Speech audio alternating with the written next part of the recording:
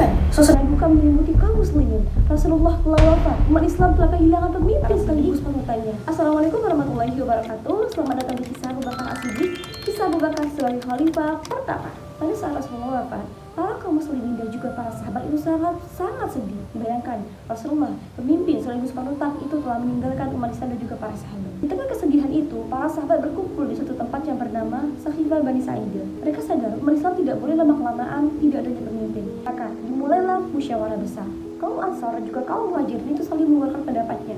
Mereka mengajukan banyak nama untuk menjadi pemimpin pengganti Rasulullah. Bahkan teman-teman, suasana itu sangat sempat memanas karena adanya perbedaan pendapat di antara para sahabat.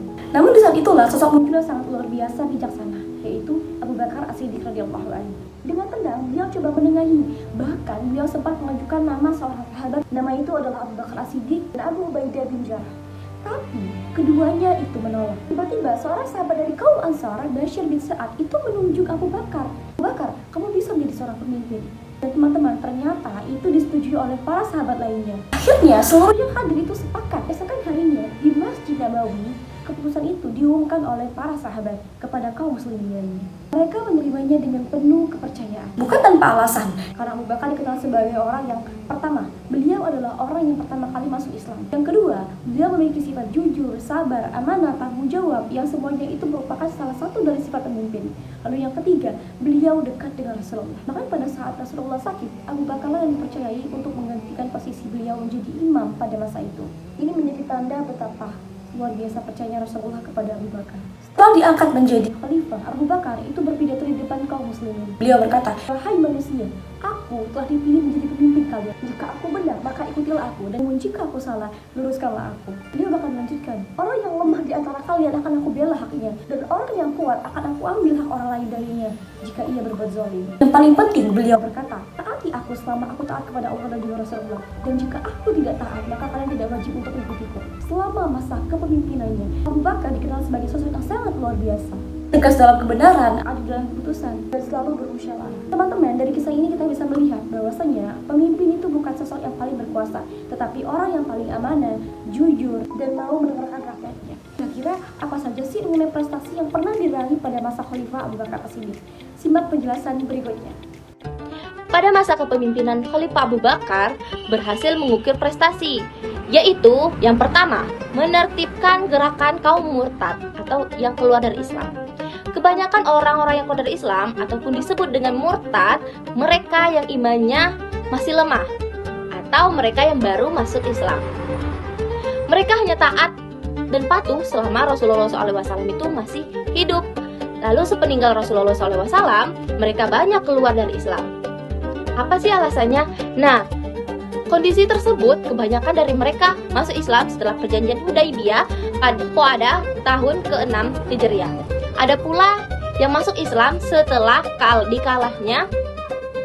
dikalahnya Hawazin dan Saqif pada tahun 9 Hijriah. Sementara Rasulullah SAW wafat pada tahun 10 Hijriah. Dengan demikian, mereka baru saja masuk Islam. Khalifah Abu Bakar radhiyallahu anhu mengingatkan mereka agar kembali ke jalan yang benar. Namun, mereka membangkang. Karenanya, Khalifah Abu Bakar pun melumpuhkan gerakan mereka agar tidak merusak persatuan umat Islam. Pernah gak sih kalian berpikir, mengapa masih ada sebagian orang yang enggan membayar zakat? Padahal, zakat itu merupakan kewajiban di dalam Islam. Nah, ternyata setelah wafatnya Nabi Muhammad SAW, muncullah kaum muslimin yang enggan membayar zakat. Bukan tanpa alasan, tetapi mereka menganggap membayar zakat sama seperti mereka membayar pajak. Jadi, menurut mereka, ketika Rasulullah masih hidup, mereka beranggapan bahwa membayar zakat adalah sebuah kewajiban. Namun, setelah wafatnya beliau, mereka beranggapan bahwa kewajiban membayar zakat sudah tidak ada lagi. Padahal ini merupakan anggapan yang keliru.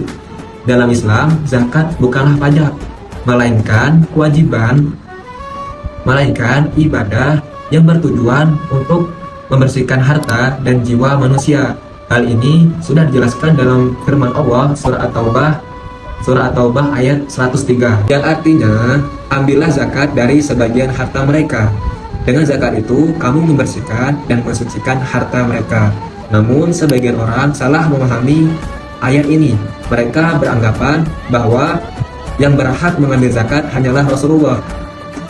Oleh karena itu, ketika Rasulullah wafat, mereka merasa sudah kewajiban membayar zakat sudah tidak ada lagi. Nah, pemahaman seperti ini tentu tidak benar. Zakat merupakan kewajiban seluruh umat Islam, bukan hanya berlaku pada masa Rasulullah saja. Oleh karena itu, pada masa kepemimpinan Abu Bakar, beliau dengan tegas menertibkan orang-orang yang enggan membayar zakat. Jadi, gerakan Nabi Paus ini muncul ketika sebelum wafatnya Nabi Muhammad SAW. Tetapi, ketika beliau sudah wafat, gerakan Nabi Paus ini tuh semakin berkembang, terutama ketika di zaman kepemimpinan Abu Bakar radhiyallahu anhu. Nah, ada beberapa tokoh yang mengaku sebagai Nabi Paus ini. Di antaranya yaitu ada yang paling terkenal itu ada Musailimah Al-Kadzdzab dari Yaman. Nah, selain itu ada juga Al-Aswad Al-Ansi dari Yaman, dan ada juga Turqalihah bin Khawarid dari Bani Asad. Nah, yang menariknya tuh sebenarnya banyak pengikut mereka tuh sudah mengetahui kalau mereka ini tuh nabi palsu, tetapi tetap aja mereka mau mengikuti gerakan nabi palsu dari tokoh-tokoh tersebut. Nah, mereka tuh punya alasan kenapa mereka tetap mau mengikuti gerakan nabi palsu ini, terutamanya yaitu karena mereka tidak mau dipimpin oleh suku Quraisy. Jadi itulah faktor kenapa mereka juga tetap mengikuti gerakan nabi palsu ini. Nah, melihat kondisi ini, Khalifah Abu Bakar radhiyallahu anhu ini tidak diam saja. Beliau juga langsung bertindak tegas karena perbuatan dari ketiga tokoh ini tentang adanya gerakan nabi palsu ini. Karena demi menjaga keimanan umat Islam. Karena Muhammad itu adalah nabi yang terakhir. Jadi, mengakui nabi setelah beliau wafat itu termasuk kekafuran atau kemudaratan. Nah, jadi pada masa Khalifah Abu Bakar As-Siddiq radhiyallahu an terjadilah sebuah peperangan yang sangat besar, yang dimana pada peperangan tersebut menyebabkan banyak sekali sahabat para penghafal Al-Quran itu gugur. Bahkan dihitung sampai 70 orang sahabat itu gugur dalam peperangan tersebut, sehingga membuat Umar bin Khattab itu merasa sangat khawatir karena jika para penghafal Al-Quran itu semakin sedikit dan juga meninggal begitu banyak, maka nantinya Al-Quran itu bisa saja sulit untuk diajarkan dan juga dijaga keasliannya. Nah, Umar pun mengusulkan kepada Abu Bakar As-Siddiq radhiyallahu anhu, yang mana beliau mengusul agar Al-Quran itu dikumpulkan dan juga ditulis dalam satu buku. Nah, awalnya Abu Bakar itu sempat seperti ragu dengan hal tersebut karena hal tersebut itu belum pernah dilakukan pada zamannya Rasulullah Shallallahu Alaihi Wasallam.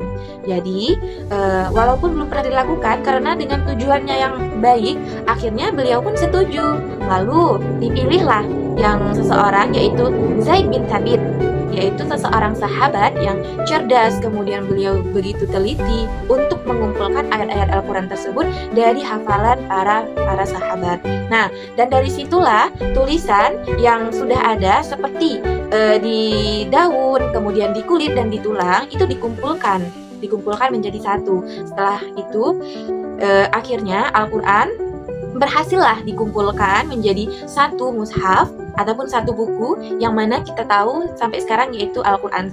Nah, lalu disimpanlah oleh Hafsah. Jadi yang menyimpan Al-Qurannya itu adalah Hafsah binti Umar. Nah, dari kisah ini kita bisa belajar bahwasanya para sahabat itu amat sangat menjaga Al-Quran dengan bersungguh-sungguh, sehingga sampai sekarang, sampai detik ini kita bisa membaca Al-Quran itu dengan benar dan juga asli, tetap asli.